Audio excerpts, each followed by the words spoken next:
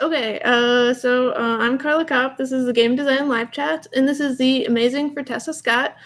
She's designed Book of Villainy and Wicked and Wise, and she's on Girls Game Shelf, and she's an awesome human, and you can give more info about yourself. Oh, the one last thing is that Fertessa, the only other person named Fertessa is Fertessa's mother. Yes. Yes. I mean, I think Carla covered it. That's that's pretty much me to a T. All right, for Girls Game Shelf, and I have two games coming out, 2021, 2022, Wicked and Wise and Book of Villainy, and working on a third game. I'm co-designing with Mondo Davis, called Mansplaining. That's a party game. So, um, and yeah, that's I love dogs. I have a dog named Bailey. She's adorable. So. Well, that is great. I'm excited for your game Mansplaining because I mean that needs to be a game. Yes. Um, It's quite fun. so the topic of today is finding the core to your game. And Fertessa is amazing at this because, well, I've played Book of Villainy several different iterations, and like she's done amazing things with it, but it's like changed so much, but also like stayed to the core of its values while also changing, like in this amazing weird way that I really appreciate. So yeah, um, we'll start off with like. What would you say the core to a game is? So I think that how I define the core is a little bit different from how most people do, and that the core is going to be more of an emotional core. It's something that doesn't change, and it's something that motivates you to keep working on the game. So that initial feeling that made you motivated enough to actually make a tangible prototype, the thing that made you fall in love with your game is what's going to be the game's core. That is really cool. Um, so when you're working on a game, like how do you start to find out what that thing is? Um, Usually, the thing that gets me to even work on it is that the initial idea sparked by that. So when I'm thinking about a game, I think about who I see myself playing the game with, the kind of feelings that I feel, as well as the feelings that I want the people at my table to feel in that ideal scenario of playing the game. And that is usually what forms the core of the game. So if I see us, laughing, having like this hilarious time, table talk or banter going about, and if I see, the thing that is causing that reaction is humor in the game, or that it's casual because I'm playing it with my friends who don't typically game. That kind of thing is what weaves into the core of the game. So have you ever had to find that emotion just by watching what other playtesters like are feeling and doing? Like Mhm. or like have you always had like the idea of what you want the players to react? I always had the idea of how I want the players to react, which is really important, because I have such a variety of playtesters, and all of them have very great suggestions and reactions, emotions to the game.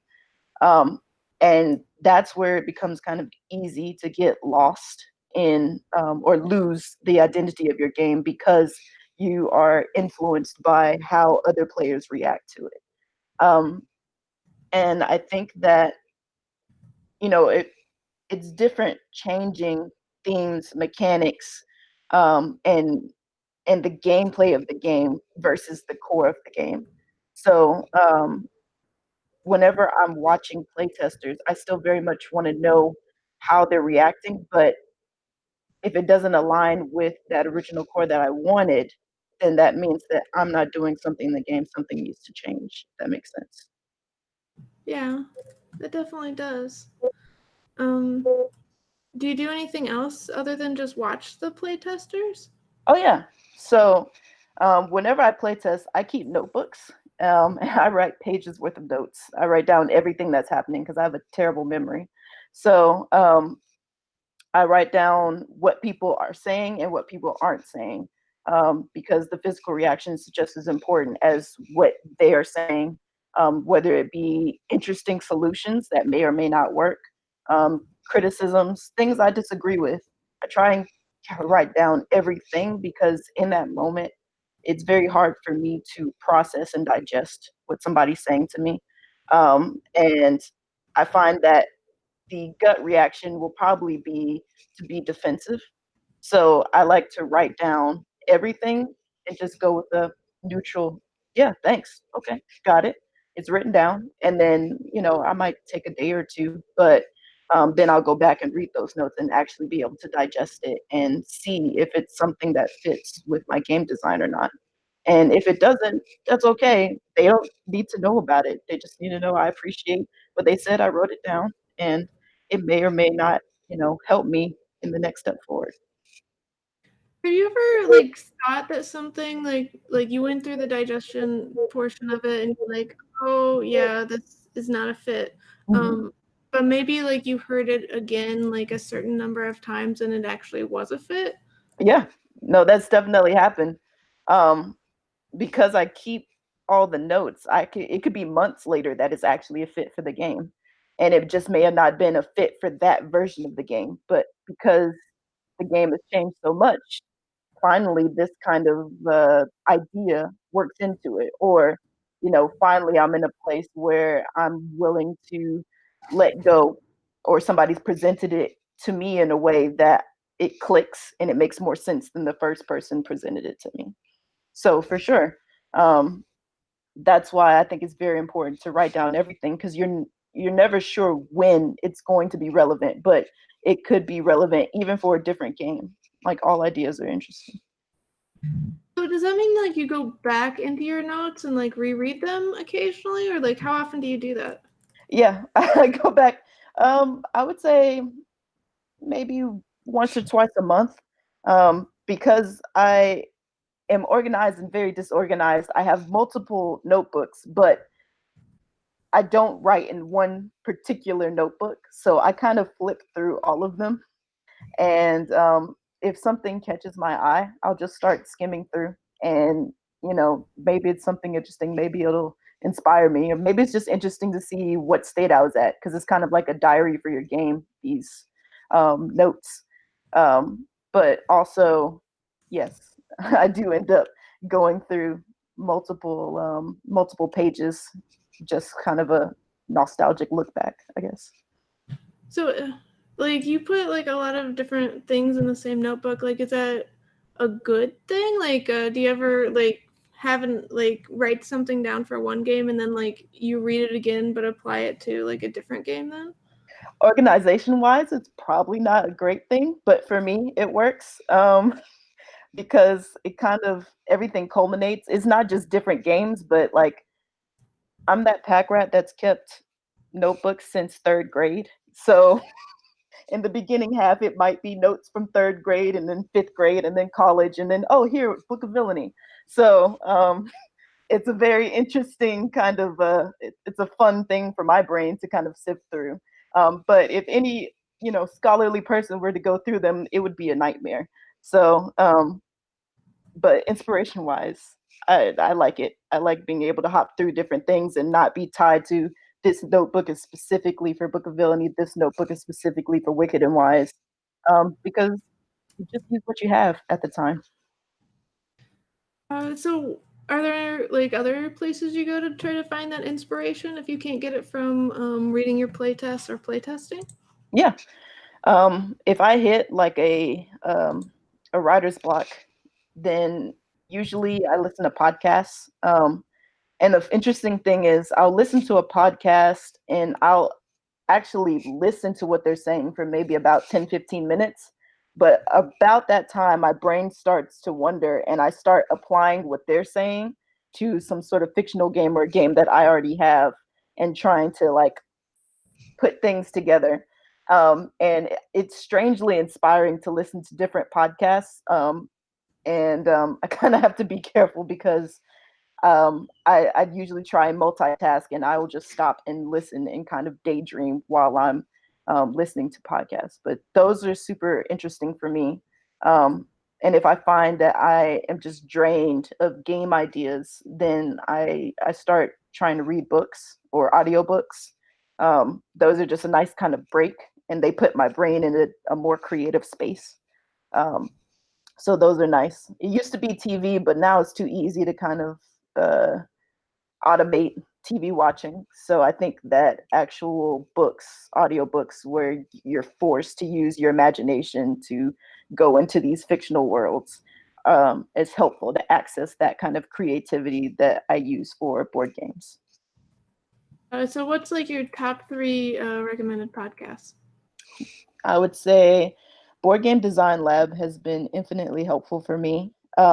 Breaking into board games also is a huge one for me. And a third one, I don't have a third favorite yet. I mean, I kind of follow around your different podcasts, Carla. Um, they're more video chats, but you're the third person I listen to most consistently. So those would be my three recommendations. That's exciting. um, can you tell us like you went through like so many changes with Book of Villainy? Can you like kind of like go through like the changes that that game went through and like how you got to the point of like making the big changes? Yes, yes. So with Book of Villainy, from the moment that I thought of it, it went through a big change because I kind of started creating it the same time that I became introduced to hobby games. And so my main reference points were going to be the mass market games like Monopoly and Risk. So initially, when I thought of Book of Villainy, it was with the idea that I wanted people to be able to dress up their villains in really cool outfits because the Disney villains were my favorite. Um, and I wanted to be able to play this with my best friend and just kind of laugh over it. So I ended up keeping that latter part. Stickers were not in, and I created an actual prototype, which is more simple, more what's the word? It resembled more of a Monopoly board than anything. Um, and I realized at that point that I didn't know how to move pieces with my game, and that's where I joined Board Game Geek. And I posted it. I was super proud of it, and it got ripped to shreds. They're just like, "Why did you make Monopoly again?" I was like, "It's not Monopoly," but it looked like Monopoly.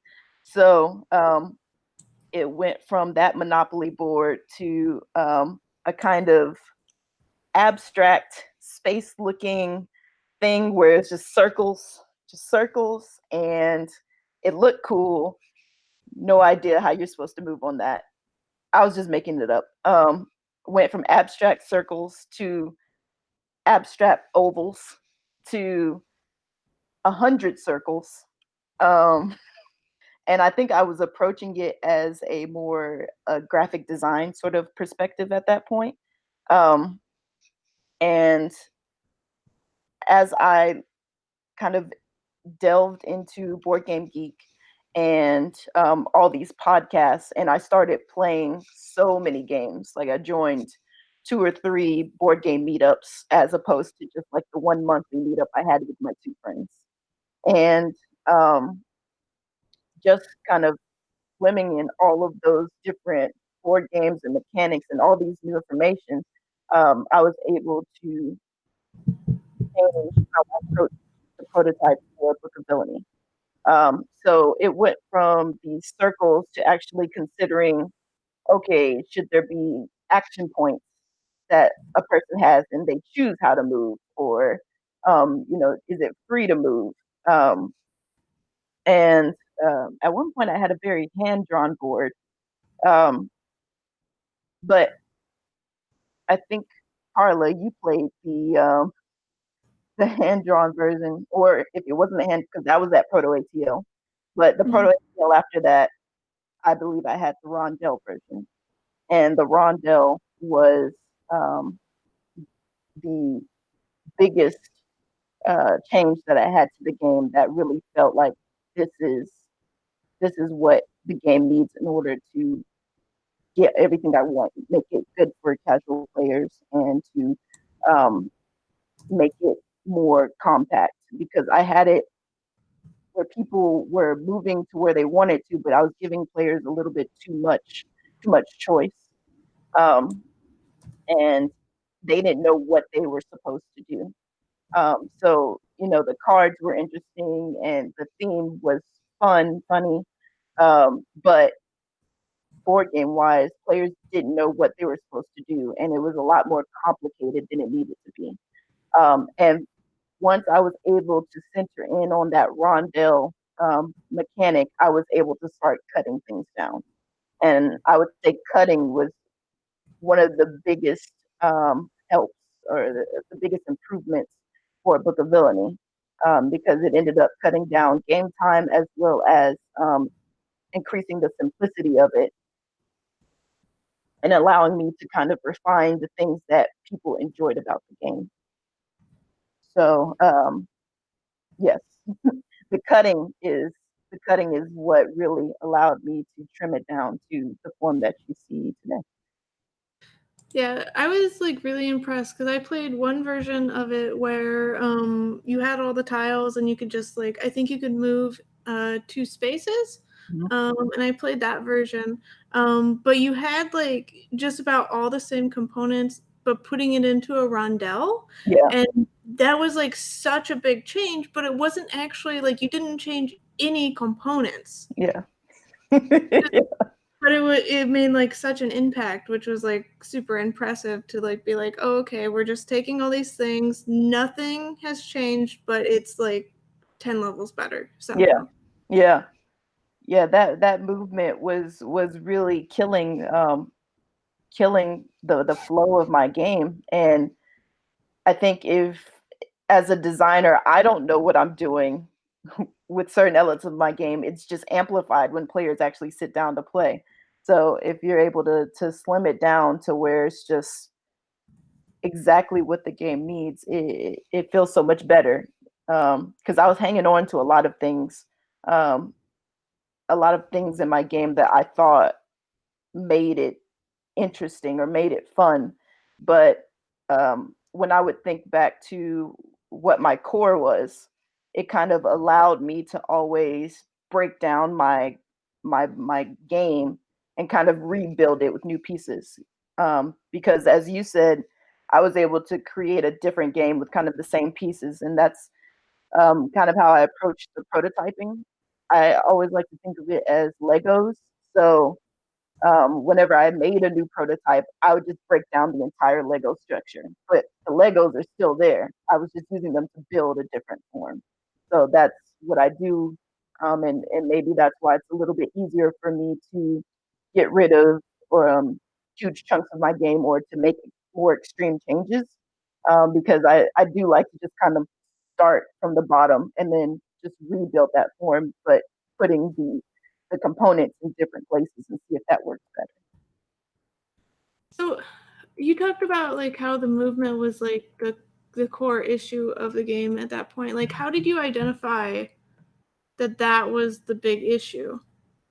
Playtesting was hugely helpful for that because um, while I got different critiques for various things, one thing that didn't change was players' views on the movement, whether it was overwhelming or they felt that it was too powerful or they felt that they didn't know where they were supposed to go or complaining about starting from here feels like it's a disadvantage for the person compared to who's starting from over here.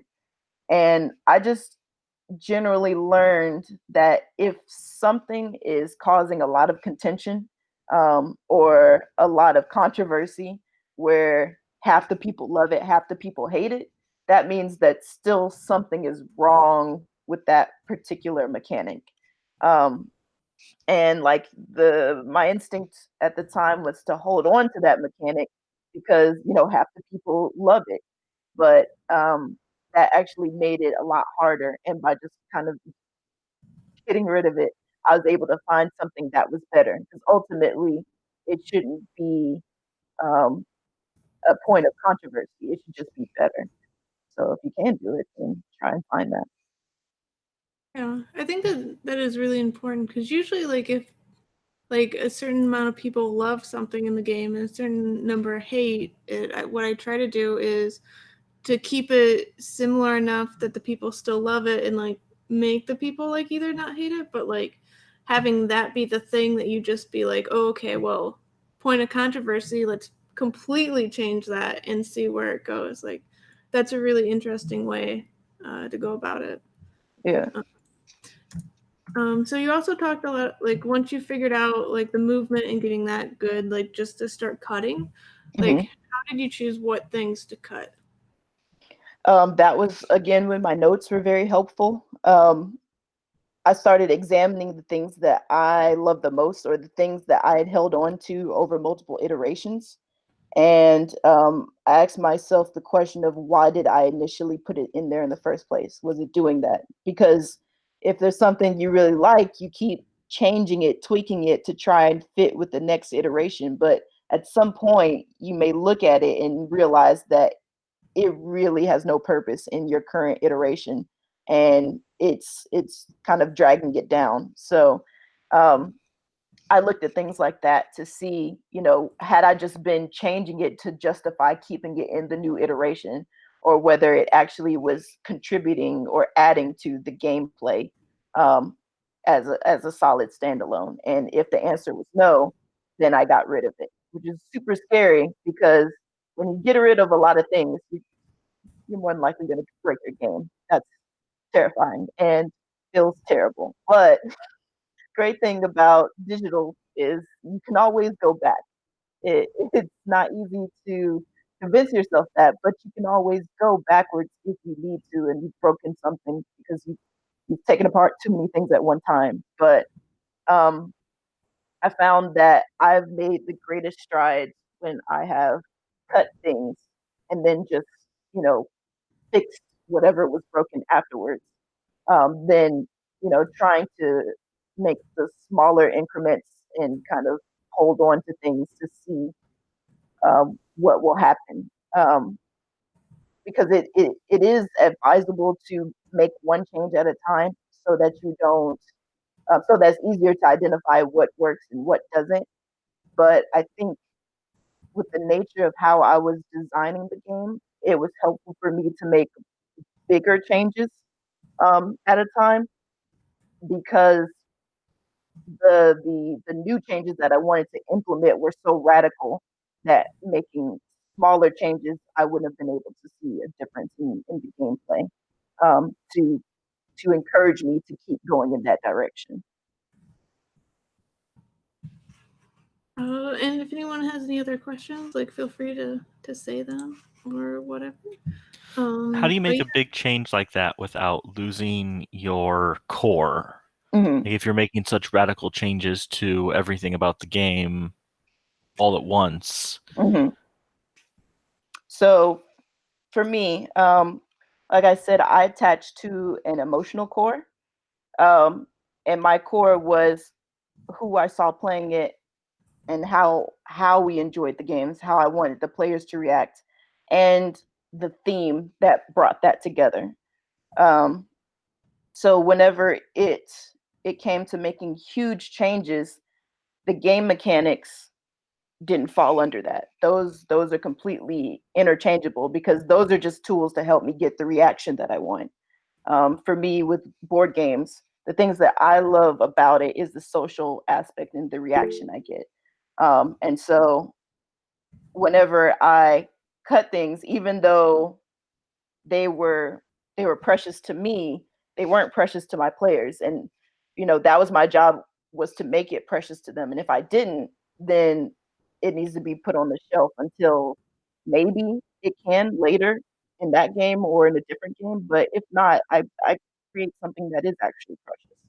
So if I'm able to accomplish my core, which is the reaction that I want, then I've created the game that I want. Does that make sense? Charlie asked, I've been thinking about how to give players meaningful decisions.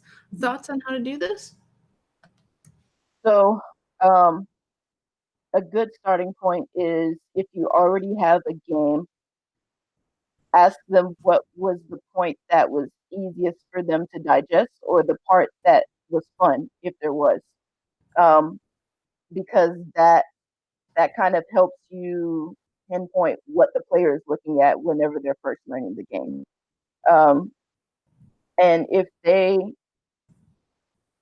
aren't looking at the same things that are you want them as a designer to look at, then it could be a UI issue, or it could be that something in your game is more fun than what you initially gave it credit for. Um, so always playtesting is going to help with getting that sort of an answer, but you really just have to be willing to switch gears um, on different mechanics or aspects of your game. Because if players are focusing on something that you thought was minor in your game, um, then you either need to figure out how to refocus their attention or go all in on the thing that they find interesting. It really depends on why they chose to focus on that in the first place. Thanks, Charlie. Yeah, I like that a lot. I tend not to take like the first playtest as like any like super important thing other than like in the end of it when I'm doing like blind playtesting. But I think it's really fascinating to like ask because then you see like where they think the fun should be, um, like the initial thing. Like, do you generally like ask that like right after so they remember clearly and they know like what they're focusing on initially, or do you wait till like the end of the playtest Yeah, before? I always wait till the end of the playtest. I personally find it really hard to multitask, so I really don't like getting feedback mid playtest while that's happening because I can't concentrate on it. Um, so I utilize that time to more so just write down my observations. But at the very end, I feel like if it was something that was impactful enough, then they should remember it. And if they struggle to remember it, that means that my game's not strong enough to leave a good impression yet, I think. Yeah, that is a good point. Adams asks, any advice on identifying what makes a game unique in terms of of a selling point to get people to try the game and grab their attention? I think that um, the biggest thing I can say about that would be playtesting again. But whenever you notice the type of people who will playtest, if they will recommend your game word of mouth, how do they recommend it? How do they get other people to play your game? Um, because for Book of Villainy, that took a good year and a half for me to figure out what was the unique point of my game. Because if you don't have unique um, game mechanics going on, your selling point might be in the theme. It might be in the ease of play.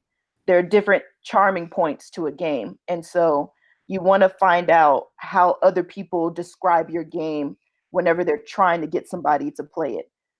So if that's happening, that's your selling point. And what you do with it, that's up to you. If you want that to be your selling point, then that's great. But if not, then you should probably just ask, hey, so I know this is the thing that you usually kind of talk about with my game. Is there, do you think that that's like the highlight, or what do you think about this element? If you had a different element in mind that made your game special. Um, but that's the best tell, what people naturally say. So, have you ever had a time where you were not sure what the core of your game is? Mm, Probably with my fourth game that I'm working on now. Um, I do kind of had a core, but um, it's a worker placement, and it's a bit out of my depths. I haven't tried a worker placement yet, um, but I think I am finding what makes it precious to me, this game, and I've been keeping a notebook about it, because it's called A Royal Favor, and it's a game where you're the butler to the royal dogs, and you are trying to make your dog the monarch's favorite dog in the palace. Um, and I know I love dogs, absolutely. Um, and I know what initially inspired me to be to say, oh, I want to make a dog about, I mean, not a dog, a game about dogs, in the way that Wingspan was a game about birds, but I didn't want it to be as scientific with the type of dogs. Um, I wanted to insert the humor. So right now, I'm kind of exploring what makes this game special to me, because worker placement's another genre that is huge and there's so many out there. And there is the trap of, how do I make this game but also make it unique, or just how do I make this game that I would just really love, and maybe it won't go anywhere, but I will play it because it's about dogs. So um, that's where I am with identifying the core for that one. And again, that's deciding how I want people to react when they play it. How do I envision this game in the end, in the final product? Do I want it to be this big, beautiful, sprawling worker placement, um, or do I want it to be like a smaller but condensed, fun sort of worker placement?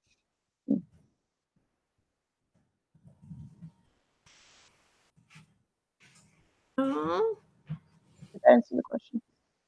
I think so. Okay.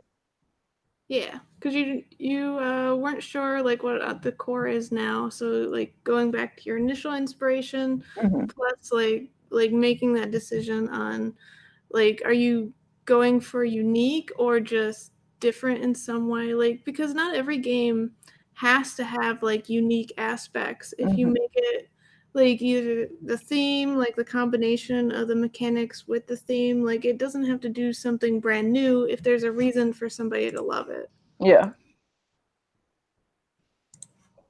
Awesome. Oh, and Adam said thank you for answering and that it was helpful. You're welcome. Have you learned anything else about finding the core and keeping to like what your ideals were for the game? I would say um, finding the core is definitely, it's very tempting to change course after working on a game for a long time, because as someone mentioned in the beginning, if your playtesters are reacting positively in a certain way to something in the game, um, it's very tempting to push the game in that direction. But I found that later on, whenever you've hit another wall and you've been following the player's core rather than the original one that you wanted, that's where it's easiest to kind of get this creative block, because you kind of, it's kind of like you followed a car without your GPS on, and they turned a different way from where you were going, and now you're just like, I don't know how to get back to the road. I took a detour. So with games, it's very important to follow your core, even if it doesn't feel good, because um, you don't want to get to that place where you've just lost the identity of your game. And again, I'm not saying to hold on to your mechanics because, while they don't feel good, but I mean that emotional core. You want to hold on to the thing that made your game precious to you and what inspired you to um, use your time and sleepless nights to work on it. You want to keep that, because whenever you get the multiple creative blocks, that is the thing that's going to keep you to push past it, not following, solely off of the trend of playtesters. You want to kind of read between the lines with playtesters and apply things where they boost what your original core is, but it's very important not to get swept up, um, just because a cluster may have reacted in a certain way, because I promise you, the next con season, you will get the exact opposite and not know what to do. And it will be very frustrating. So that would be one of the biggest things I learned, and really the hardest to kind of follow, because when you hear things multiple times, you want to react to it kind of in a knee jerk way, but analyze why people are saying things, and how that can help you fix the original intent, rather than create something new. So look towards cutting rather than creating something new, because that'll just add bloat and more more confusion, I think, to the game. So you worked on Book of Villainy for like a number of years. Like, did you learn anything about like how to motivate yourself to like stay working on the same game instead of just going after a new idea? Yeah. It helped in the way that I broke things down with the whole Legos outlook. So, and I think I have a background in fine arts, and in that I went to fine arts school, so I was very used to having teachers break down our work and tell us it was crap, and having to redo it. So my attitude towards prototyping and creativity is a little bit different. But with Book of Villainy, um, I found that playing playing the game with myself, just solo playtesting it, and saying, "Oh, this seems fun now." That kind of helped. Um, that kind of helped center like my way of meditating. If I had too many bad things and I needed to figure out like what was I doing this in the first place for, um, revisiting the parts that I wanted to be fun and I found fun were helpful.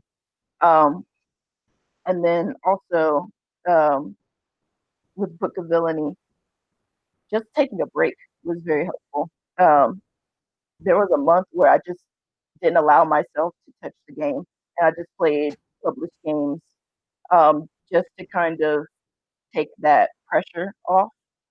Because you can get into kind of a creative zone where you just keep pushing yourself to make changes, and you kind of build things up, um, because you created this kind of imaginary timeline, and this is I mean, for a lot of us, this is our hobby, so this is the thing you should be enjoying. And you you have the time to make the changes. It's okay. But it's easy to get caught up in, oh my God, I gotta impress these people. I gotta get this ready. This is disappointing, and it shouldn't be like that. This is a game that you hopefully love, and giving yourself the time away from it so that you can love it again is also important. How did you know like that you needed to give yourself a break? When I started going in circles, um, like if I just looked at the game and I didn't feel any sort of excitement about it, and it was just, it almost felt like work to me. Then I was like, okay, maybe I take a break. Um, I was very lucky in that when I originally started working on Book of Villainy, I was in a very, very, very, very, very, very boring job, where I sat in front of the computer all day. So I was able to kind of work on that, um, as much as I wanted, and kind of delve into the hobby as much as I wanted. But um, when when it became kind of a chore to start working on my prototype, and I was just doing things without feeling that for sure that decision was good or bad. I was just doing it to try to see what sticks to the wall. That's when it was just like, okay, I'm just frustrating myself more. Maybe just take a break. And like the first year working on Book of Villainy was the hardest to do that and establish healthy game design practices. But after that, I found that that break has been very necessary. Even if I don't get to that point and I feel that way, I give myself that break, whether it's at conventions where I'm like just doing back to back play testing, or if it's uh, after multiple digital play tests I just tell myself, okay, 1 week, don't touch it, just don't see what happens. And then, after your little forced vacation, you're just ready to go. The ideas are coming, but just it's important to to give your ideas time to breathe. Yeah, I definitely agree with that. Maddie asked, has the core of your game ever changed through designing, where you had a core but a new one emerged and took over? I can't say that it has. I only have the 3 games, but it's a big step for me to say I'm going to focus my energy on this game.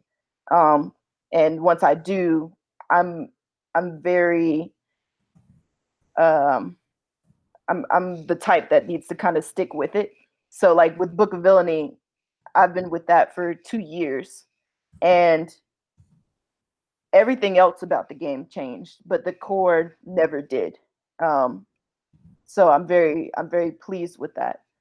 Um, and with Wicked and Wise, the core for that, it's still changing every day, but the core hasn't changed, because the original inspiration and the feeling I wanted to get hasn't changed. I'm just chasing after that, whenever I consider changes for the game. Excuse me. Mansplaining has been very interesting because it's a co-design. So that one um, I did not have as strong as of a starting core. That one was the most likely to change, but because my co-designer Mondo and I are pretty much on the same page with how we wanted to create the game, and the audience we made the game for, and um, the feel that we wanted, the core hasn't changed. So I can't say that I have changed the core. I just maybe take quite a long time to decide on the core, before I actually start working on the prototype and create that initial game. Charlie asked, what kind of art do you make and how does it influence your games? So I like to doodle. I like to draw. Um, I'll do little hand drawings, and I thought I had a picture, but it's too far. I sometimes I'll paint. Um, but I prefer digital painting because it lets me experiment more. Same with drawing; I can apply it to prototypes if I want to. The Book of Villainy, I drew the stand-in villains, and it amuses me. But that art will be replaced. So I never got good enough to market it per se, but I just enjoyed drawing. I always did funny drawings in high school. It's my thing. Oh, and So, how sorry. uh, you brought up some good game design practices, like with the taking a break after playtesting and such. Mhm. Do you have any other like game design practices that you now use? Yes. And I forgot to answer Charlie's second question on how does it influence my games. I will say that my art background, even though my drawing is not like professional level, I will say that the art background itself has been very helpful when it comes to player UIs. So when it comes to sell sheets or the way that cards are arranged, how players read things, how colors go together, those are super important elements to me. And I'm really sensitive to play testers' thoughts about that if they don't find things readable. And on the flip side, as a playtester, I'm also very sensitive about player accessibility when it comes to readability and arrangement of the graphic design in prototypes. Because even if you are not a professional graphic designer, there are things you can do to make it easier for playtesters to digest your prototype and understand the game. So that's how that influences game design. Oh, yeah. Let's go more into like what are like some player accessibility tips you have? Yeah. So for sure, it's going to be really pay attention to colors of font versus background colors. If you have text on something, it's really good to have it on a solid background. And you also don't want to use shadows or strokes on your text because if you have to use a shadow or a stroke, that means that the text is hard to read already, and then it's going to be small because it's going to be in a card or whatever. So that just kind of emphasizes that it's hard to read. Um, the types of colors you use, you want to be careful about making it colorblind friendly. There are different websites that you can use that will show you what colors will look like to different spectrum of color blindness. So I found those helpful when I was doing Book of Villainy. And then if you um, want to use a specific set of colors, you can also just include shapes or some other visual cue to help people differentiate different elements of your game um, instead of just color by itself. So it's good to have 2 or even 3 points of reference for players to be able to easily identify different components of your game. Um, as far as with tell sheets or cards, you want to make sure that your image doesn't overwhelm everything. Something that I notice a lot is images will be very heavy, and that means that your eye is drawn to one particular part of the image because there's so much visually there, whether that's like a image or they chose to use a lot of black or a dark color. Um, you want to make sure that your component is balanced so that the eye is equally attracted to parts of the card or the board. You also want to make sure that the way things are arranged, it's easy for the eye to know what it's looking at. The point of graphic design is for it to tell the eye where to look. So it's important to not just be there, but also be um, to have enough white space for the eye to hone in on different text, and to also have enough be arranged in a way that it's uniform, so the eye knows if I look in this top left corner, I will always find this symbol. The symbol should move from the left corner to the right corner to the middle, and, to fit in with whatever image that you got. And I would say that font is super important. Cursive is really pretty. Script is very pretty, but it's usually never easy to read. And you want to make your game accessible to people with ailing eyesight, people who have glasses, and just people in general. You don't know where somebody's eyesight is, and the less strain you put on their eyes, the better. So if you can make your text big, make it nice and big. Please stay away from script cursive. Um, it's usually good to be sans serif, which serif is whenever you have like a little bit of flair at the end of a letter, versus sans serif, where it's just kind of a straight letter.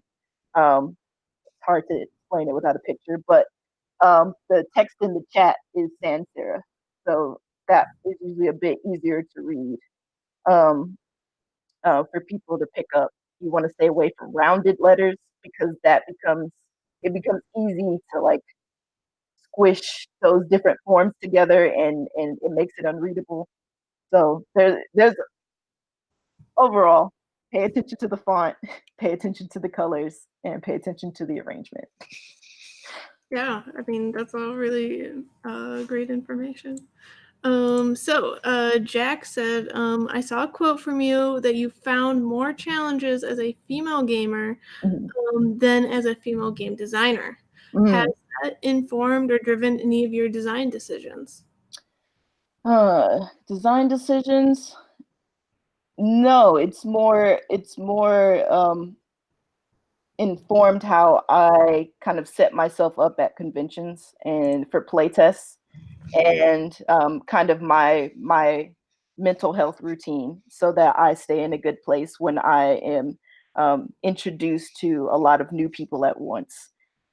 Design decision wise, I mean, I definitely um, am naturally inclined to have a very diverse character set if I have say in the characters in my game.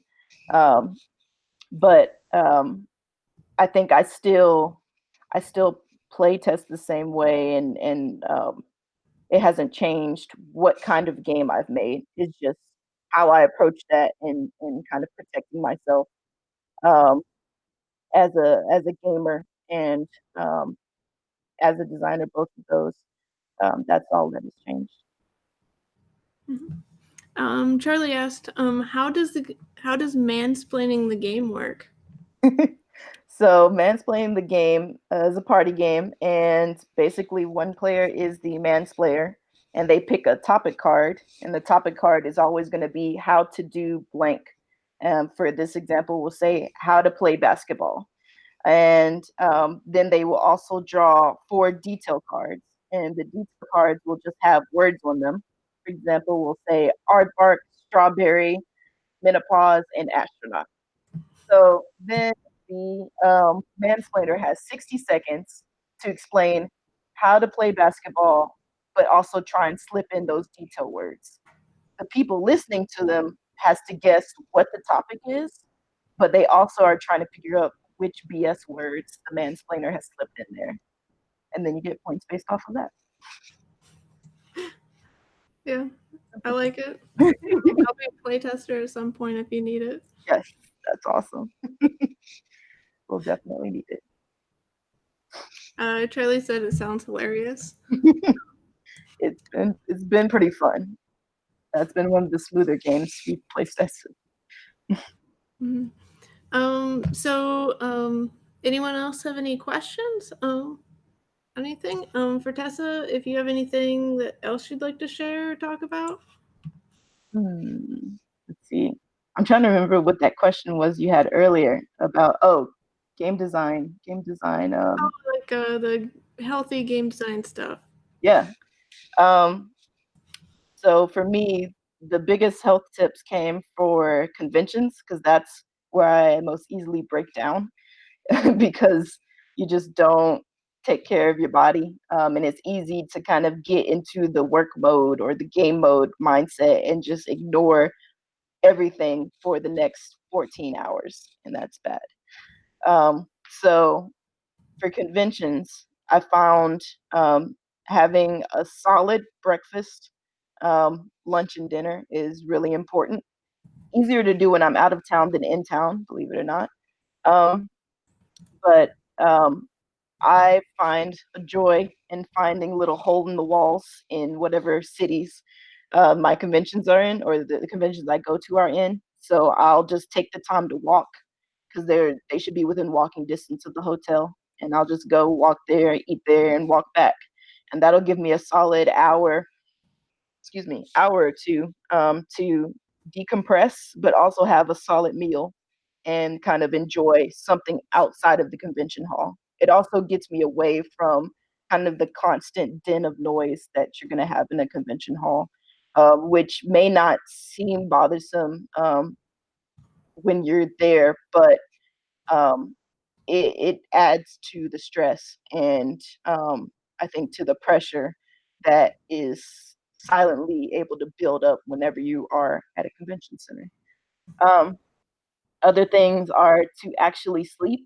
I'm not saying you have to go to sleep at 10 p.m., but even if you go to bed at 2 a.m., you want to get at least 7 hours of sleep because just going day after day and you're kind of bleary eyed going off caffeine, you start kind of taking shortcuts both with what you're eating and drinking and just how you're digesting information from the people around you. So it's always good to give yourself the time you need to sleep, regardless of what time that is.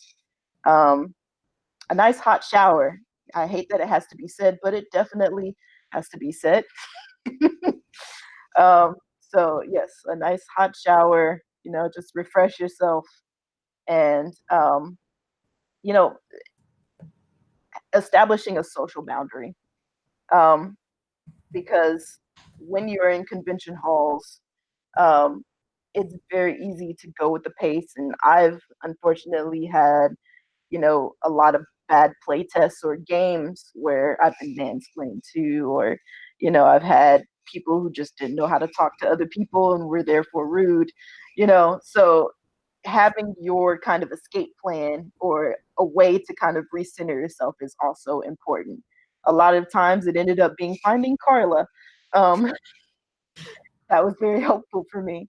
Or finding anybody that I knew to kind of recenter that this isn't a terrible convention. It's not terrible at all. I just ran into some terrible people and it's fine. Um, and or doing a video call with my dog. I did that too.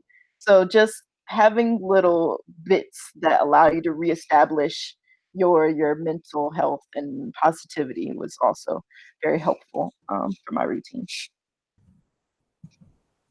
Well, I'm glad that I could help out with that.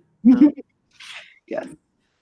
But yeah, like, well, and I would also second like the hot shower idea, because like sometimes like I found that I get so stressed out, like I'll go have like a second shower. I'll just be like, whoa, the day has started again somehow because second shower happened and now everything is fine in the world.